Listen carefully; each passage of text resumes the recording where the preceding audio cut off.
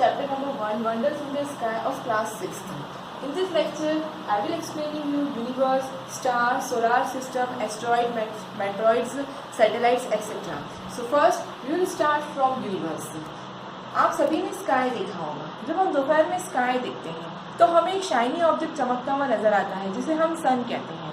ऐसे ही जब हम नाइट में देखते हैं तो नाइट में भी एक बड़ा सा शाइनी ऑब्जेक्ट हमें चमकता हुआ दिखाई देता है जिसे हम मून कहते हैं, और उसके साथ में बहुत सारे टाइनी स्मॉल पार्टिकल्स जो है हमें शाइन करते हुए दिखाई देते हैं जिसे हम स्टार्स कहते हैं। अंडरस्टूड? तो they all are part of our universe.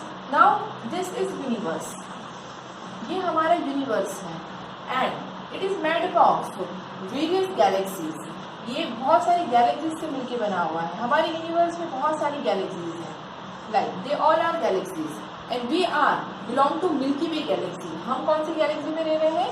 Milky way galaxy. It is also known as Akash Ganga, इसे आकाश गंगा कहा जाता है। मिल्की वे गैलेक्सी जो है ये एलिप्टिकल शेप में है और इसमें डिफरेंट बहुत सारे सोलार सिस्टम्स भी हैं।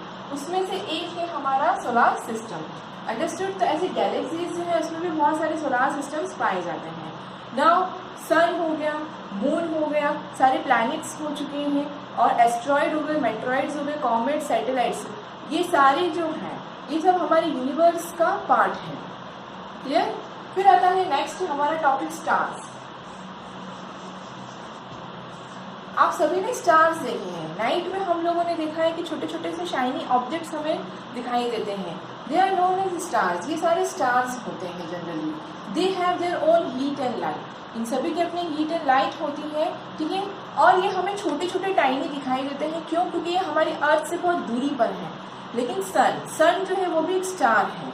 सन हमारी अर्थ से बहुत पास में है, जिसकी वजह से वो एक मीडियम साइज का स्टार हमें नजर आता है, और सन की ही रेज जो है हमारी अर्थ पर आ रही है जो हमें हीट और लाइट प्रोवाइड कर रही है। ना स्टार्स जो है हम ग्रुप में भी स्टार्स देखते हैं। A group of star is known as constellations and we have see different groups of stars like Saptarishi, Ursa Major, etcetera. Now my next topic is solar system. Solar system. The sun, 8 planets, satellites, asteroids, meteoroids, all are part of our solar system. Understood? There are 8 planets in the solar system. Clear? Sun is the head of the solar family, and all planets are revolved around the sun, and even satellite, asteroid, meteoroids also revolve around the sun. Now I will explain you planets one by one. Mercury. Mercury is the nearest planet of the solar system. Okay. Now second, Venus. Venus is the second nearest planet of the solar system, and it is also twin sister of Earth. Clear? It is also known as evening star and morning star because हम इसे night में और सुबह देख सकते हैं एक star के रूप में। कभी कभी ये मॉर्निंग में दिखाई देता है तो कभी कभी ये नाइट इवनिंग में दिखाई देता है। देन थर्ड, अर्थ। अर्थ जो है वो it is a unique planet and it is the third nearest planet of the solar system. It is a unique planet. Unique planet इसे कहा जाता है। It is also known as blue planet because availability of water. It take 365 and 6 hours to complete their one revolution. And then Mars. Mars is the fourth nearest planet of the solar system. It is also known as reddish planet. ठीक है, and it has also 2 natural satellites. Now all these 4 planets, Mercury, Venus, Earth and Mars, they are known as inner planet because they are made up of rocks. Then Jupiter, Saturn, Uranus and Neptune, they are known as outer planet because they are made up of ice, gases. Okay. Then Jupiter. Jupiter is the largest planet of the solar system. It has many natural satellites. Next is Saturn. Saturn is a beautiful planet because it has around rings, beautiful rings. It is also many natural satellites. Uranus is the 7th farthest planet of the solar system. And last, Neptune. Neptune is the farthest planet of the solar system. And it is also known as blue planet because it is totally covered with ice. So all these planets are revolve around the sun on their fixed path, that is known as orbit. Now my next topic is earth. Earth, हम लोग अर्थ पे रहते हैं, ठीक है। पूरे 8 planet में से अर्थ ही एक ऐसा प्लैनेट है जहाँ पर लाइफ पॉसिबल है। That's why it is known as unique planet. ऐसी क्या कंडीशंस हैं जिसकी वजह से अर्थ पर लाइफ पॉसिबल है? First, availability of water. Earth पर 71% पानी की अवेबिलिटी है, क्लियर, जिसमें से कुछ ओशंस, सीज, रिवर्स और लेक्स और ग्लेशियर्स में है। फ्रेश वाटर जो है वो यूजेबल है ह्यूमंस और एनिमल्स के लिए, हम सभी फ्रेश वाटर पे डिपेंडेंट हैं। तो अवेबिलिटी ऑफ वाटर की वजह से ये अर्थ को ब्लू प्लैनेट बनाता है, understand. Second, climate and weather. हमारी अर्थ का जो डिस्टेंस है सन से वो इतना सूटेबल है, न हमारी अर्थ ज़्यादा गर्म है न ज़्यादा ठंडी है, जिसकी वजह से यहाँ पर हमारा वेदर और हमारा जो क्लाइमेट है वो बिल्कुल एग्जैक्ट और सूटेबल बना हुआ है, जिससे ह्यूमंस के लिए और एनिमल्स के लिए सर्वाइव करना यहाँ पर बहुत ही ईजी है। देन फिर थर्ड आता है प्रेजेंस ऑफ एटमॉस्फेयर।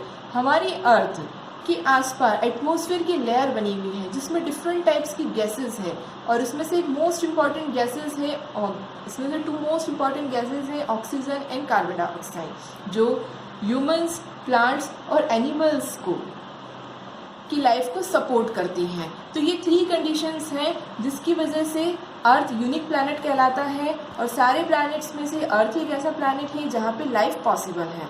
देन फिर आता है हमारा नेचुरल सैटेलाइट। आप सभी को पता है कि हमारे अर्थ के आसपास एक नेचुरल सैटेलाइट घूमती है जिसे हम मून कहते हैं। ये हमारी अर्थ की नेचुरल सैटेलाइट है।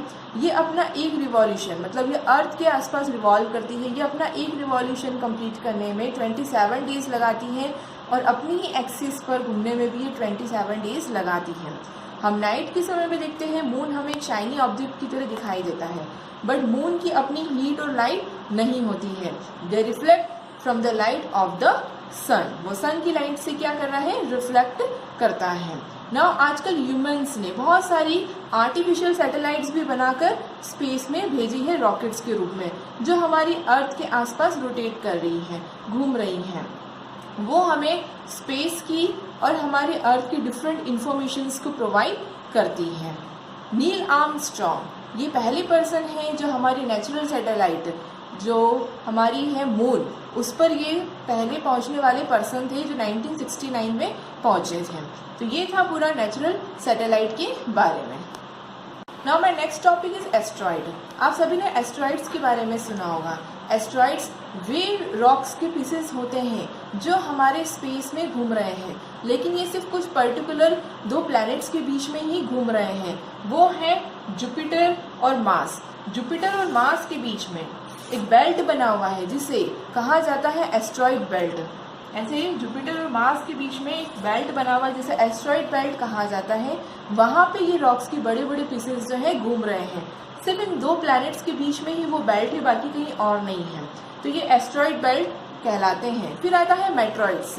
आप सभी ने टूटते हुए तारे देखे हैं। हमारे स्पेस में बहुत सारे ऐसे छोटे छोटे स्मॉल पीसेस ऑफ रॉक्स हैं जो घूम रहे हैं हमारे प्लैनेट्स के आसपास और हमारी अदर सेलेस्टियल बॉडीज़ के आसपास रोटेट हो रहे, घूम रहे हैं। लेकिन ये छोटे छोटे टुकड़े जो है पत्थर के, जब अर्थ के एटमॉस्फेयर में आते हैं तो ये बर्न होने लग जाते हैं, ये जलने लग जाते हैं, और जलते जलते ये बीच में आके ख़त्म हो जाते हैं। हम इन्हें कहते हैं टूटता हुआ तारा, बट ये टूटता हुआ तारा नहीं होता है, ये मेट्रॉइड्स होती हैं जो हर प्लैनेट्स के आसपास घूम रही होती हैं। हमारे प्लैनेट्स में डिफरेंट टाइप्स की गैसेस होती है जिसकी वजह से इसमें फ्रिक्शन क्रिएट होता है और ये जलने लग जाता है। फिर आते हैं कॉमेट्स। कुछ कॉमेट्स जो है हमारे स्पेस में घूम रहे हैं, ये भी एक तरह के स्मॉल पीसेस ऑफ रॉक्स होते हैं, बट जनरली ये सन के आसपास पाए जाते हैं। ये सन के आसपास होते हैं, जैसे जैसे ये सन के पास में जाते हैं ये जलने लग जाते हैं, और ये काफ़ी जलते हुए पुच्छलदारी की तरह दिखाई देते हैं। बट ये हमारी अर्थ से इन्हें देखना काफ़ी डिफ़िकल्ट है क्योंकि ये कुछ 70 ईयर्स के आसपास एक बार दिखाई देते हैं। आप सभी ने ड्वार्फ प्लैनेट्स के बारे में सुना होगा। ड्वार्फ प्लैनेट भी सेलेस्टियल बॉडीज़ होती हैं, लेकिन वो प्लैनेट्स नहीं होते, वे छोटे छोटे प्लैनेट्स होते हैं। जैसे प्लूटो, प्लूटो जो है हमारा ड्वार्फ प्लैनेट्स में आता है। उसे हम ड्वार्फ प्लैनेट कहते हैं क्योंकि उसके अंदर जो कंडीशंस है वो प्लैनेट्स की तरह नहीं होती। तो साइंटिस्ट ने उसे किस में रखा है? ड्वार्फ प्लैनेट्स की कंडीशंस में रखा हुआ है।